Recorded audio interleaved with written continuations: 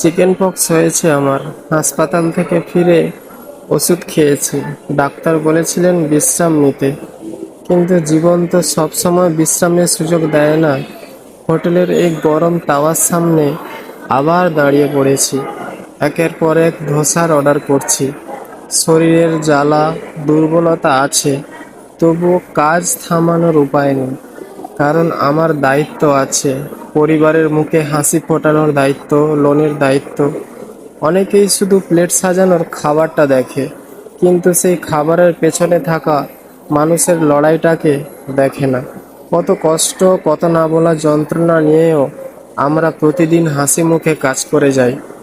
আজ এই ভিডিওটা যদি আপনার মন ছুঁয়ে যায়, তাহলে ভগবানের কাছে শুধু এই প্রার্থনাটা করবেন, আমি যেন খুব তাড়াতাড়ি সুস্থ হয়ে উঠি।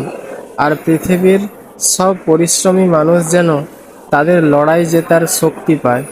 জীবন সহজ নয়, কিন্তু বিশ্বাস আর দায়িত্ব মানুষকে সব কষ্টের মধ্যেও এগিয়ে চলার শক্তি দেয়। সবাই ভালো থাকবেন। ভিডিওটা যদি ভালো লেগে থাকে একটু লাইক করে দেবেন, সাবস্ক্রাইব করবেন। Thank you.